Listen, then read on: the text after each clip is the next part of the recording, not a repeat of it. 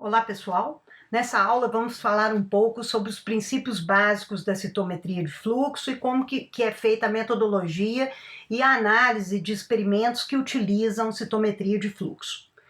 Então, vamos iniciar falando de algumas características básicas do método, sua definição, falar um pouco sobre o uso de anticorpos monoclonais, quais que seriam potenciais vantagens desse método e algumas aplicações em termos de pesquisa e também aplicações clínicas. E depois disso vamos comentar um pouco a metodologia da citometria, mostrando algumas características do equipamento e da forma de análise dos resultados. Bem, o nome, né, citometria de fluxo, já traz algumas ideias, né? O próprio nome, se a gente dissecar o nome em parte, cito é célula, metria é medida e fluxo dá uma ideia de movimento, da medida de alguma coisa da célula quando essa célula está em movimento. E é exatamente isso que acontece na citometria de fluxo. Ela é considerada uma técnica que se usa para poder examinar e classificar partículas microscópicas, principalmente células, que estão suspensas em um meio líquido e estão em fluxo. Então, esse meio líquido pode ser o sangue, que tem várias células nele suspensas, essas células estão mexendo nesse sangue, e aí a gente vai ter um método que é capaz de contar essas células, examinar suas características e classificá-las. Bom, outra coisa que é interessante é que o método permite a análise de vários parâmetros simultaneamente. Então, por exemplo, a gente pode analisar alguns subtipos de linfócitos, monócitos, neutrófilos, tudo ao mesmo tempo, né? Por exemplo, se a gente está falando em termos de células de sangue. E isso dá o nome à citometria de fluxo também de citometria de fluxo multiparamétrica, porque ela permite a análise de vários parâmetros ao mesmo tempo. É interessante dizer que o equipamento que detecta, né, que faz a leitura da citometria de fluxo, né, é o chamado citômetro de fluxo, ele é um equipamento que detecta sinais ópticos e sinais eletrônicos. E a partir desses sinais ópticos e sinais eletrônicos, nós vamos explicar melhor como é que são esses sinais ópticos e sinais eletrônicos, é possível que esse equipamento analise as características físicas e características químicas de uma mesma célula. Então, o citômetro de fluxo, ele é um aparelho utilizado para avaliação da emissão de fluorescência dessas células. Nós vamos explicar por que essas células vão emitir fluorescência e como é que isso acontece. E o nome, né, FACS, vocês já viram que tem vários tipos de citômetro, que o primeiro nome é FACS. Por quê? O que é FACS? FACS é a sigla, né, em inglês de Fluorescence Activated Cell Sorter. Então, é um equipamento que detecta a fluorescência de células que foram ligadas, né, a alguma coisa que emitiu fluorescência. Nós vamos explicar como é que isso acontece no decorrer dessa aula. Bem, então como que a gente faz para detectar as células de interesse? Tem que ter um jeito da gente verificar que aquela célula, por exemplo, é um linfócito B, é um linfócito T, é um monócito. Então, para isso, a gente utiliza o que a gente chama de anticorpos monoclonais.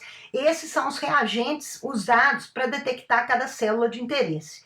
Então, o que é um anticorpo monoclonal? O anticorpo monoclonal é um anticorpo que reconhece um clone único de células, quer dizer, um subtipo específico de célula, né? Esse anticorpo foi produzido em geral num camundongo, esse camundongo é sensibilizado por aquele tipo de célula, aí ele produz anticorpos específicos contra aquele tipo de célula. E esses anticorpos, então, são proliferados de uma forma mais intensa para a utilização em kits laboratoriais, em experimentos. Hoje em dia a gente tem anticorpos monoclonais chamados de humanizados, quer dizer, que são específicos para trabalhar com amostras humanas. E tem também anticorpos monoclonais que podem trabalhar com outros tipos de amostras biológicas.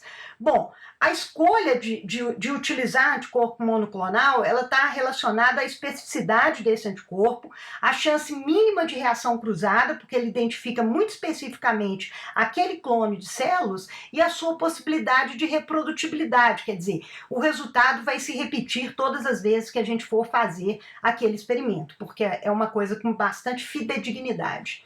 Então, o que o citômetro de fluxo vai fazer? Esse citômetro de fluxo vai medir as propriedades de dispersão da luz pelas células e emissão de luz de anticorpos monoclonais que estão associados a substâncias coloridas que vão se ligar à célula. Então a gente tem diferentes anticorpos monoclonais que estão associados a uma substância colorida. E quando esse anticorpo monoclonal se ligar àquela célula de interesse, vai haver uma emissão de cor.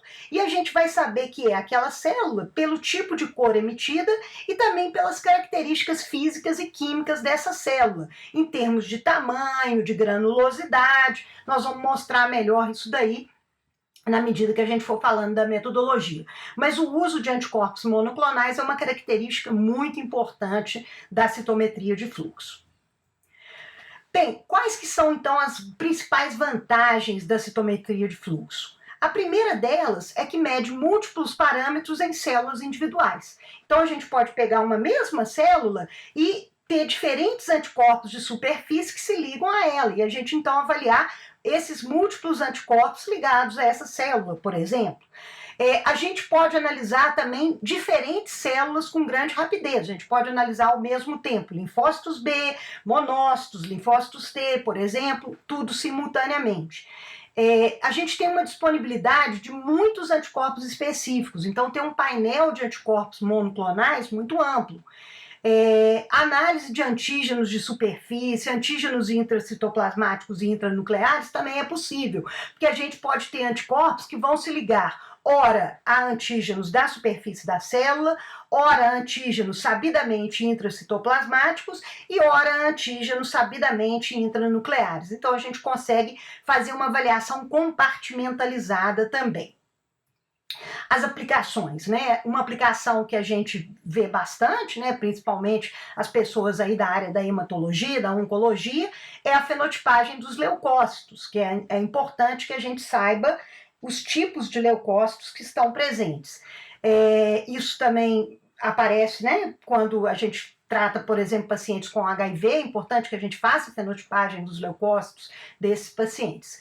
A fenotipagem de células tumorais, ela permite a classificação das leucemias e dos linfomas, né? Então, as pessoas da área da hematologia usam muito isso para poder definir prognóstico, qual o protocolo terapêutico.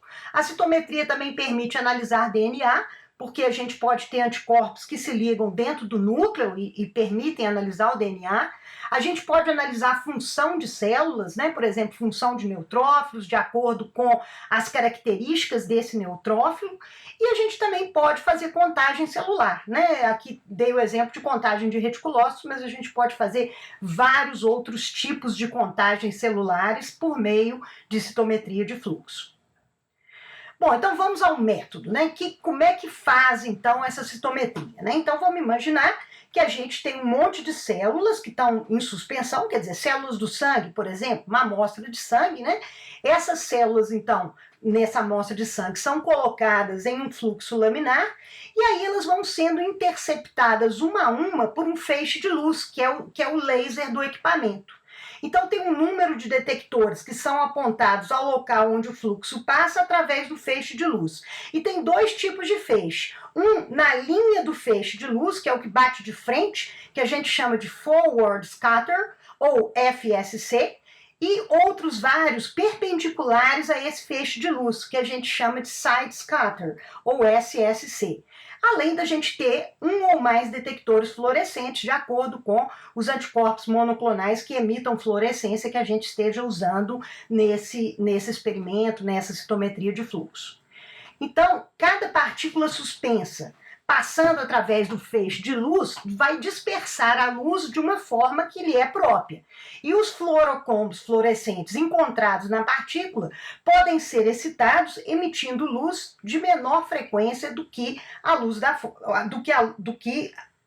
fonte de luz, né? Então, a combinação da luz desperta e da fluorescência vai ser melhorada pelos detectores do equipamento e as análises das flutuações de brilho de cada detector, uma para cada tipo de emissão fluorescente, vão permitir avaliar estrutura química, estrutura física de cada partícula. Parece complicado, mas não é não. Então, olha só, aqui a gente tem o feixe, né, que incide, aqui a gente vai ter a fonte de luz incidente, né, o laser. Aqui a gente vai ter a célula passando.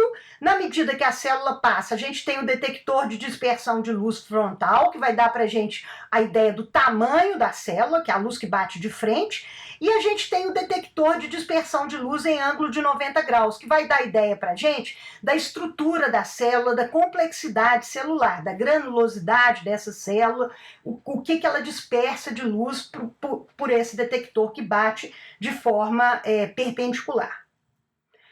Bem, então aqui de novo essa imagem, né? Então aqui a gente tem a célula, aqui a gente vai ter dispersão da luz variando de acordo com o tipo de célula, e aí a gente vai conseguir ter uma visão gráfica de qual que é aquele tipo de célula em relação a essa dispersão que é produzida.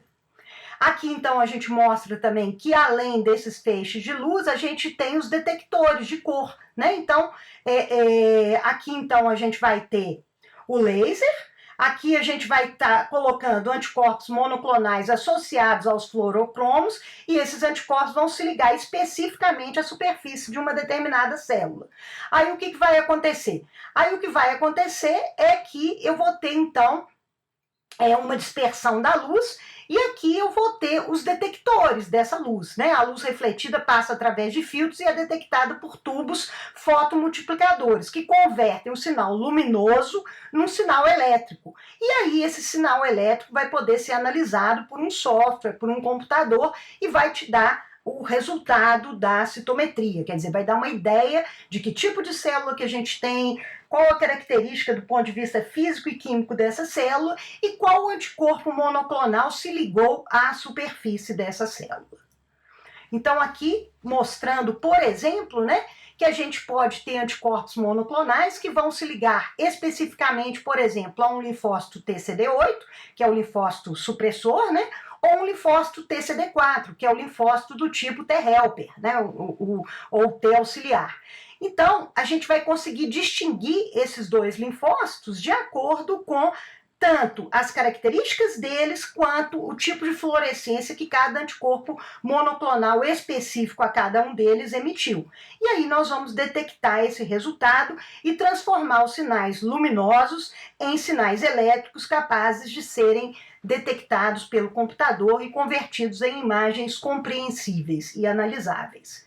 Então aqui, por exemplo, é uma imagem que a gente tem numa citometria de fluxo e que a gente reconhece por causa da cor, porque a gente sabe que tipo de anticorpo fluorescente foi utilizado, e também por causa das características, do tamanho da célula e de sua granulosidade. Então aqui, por exemplo, são células de muita granulosidade que são os granulócitos. Então aqui está mostrando que essa região é a região de detecção dos granulócitos. Aqui são células de granulosidade média, que são os monócitos, tamanho semelhante aos granulócitos, mas bem menos granulosidade, os monócitos têm. E finalmente aqui os linfócitos, né, que são células menores que monócitos e que granulócitos, e são células de pequena granulosidade. Então a gente consegue detectar a célula por suas características físico-químicas e também pela cor do anticorpo monoclonal que está ligado a ela, que vai emitir uma fluorescência diferente, quer dizer, uma cor diferente.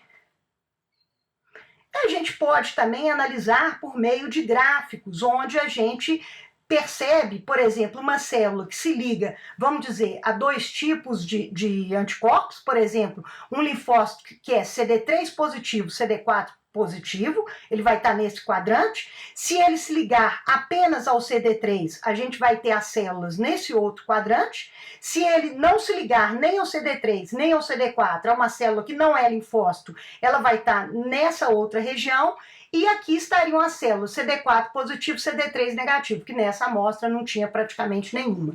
Então a gente consegue fazer marcação única ou marcação dupla, quer dizer, pegar dois marcadores de superfície e ver quais células expressam esses dois marcadores. Então a citometria ainda tem essas características. Vocês podem ver que as imagens, elas são bem explicativas e fica fácil de entender essa técnica. Bem, na próxima aula eu vou falar um pouco mais de exemplos de estudos que utilizam citometria de fluxo, vou mandar alguns artigos para a gente discutir, mas eu gostaria que vocês assistissem a aula para que a gente possa tirar as dúvidas em nossa reunião presencial.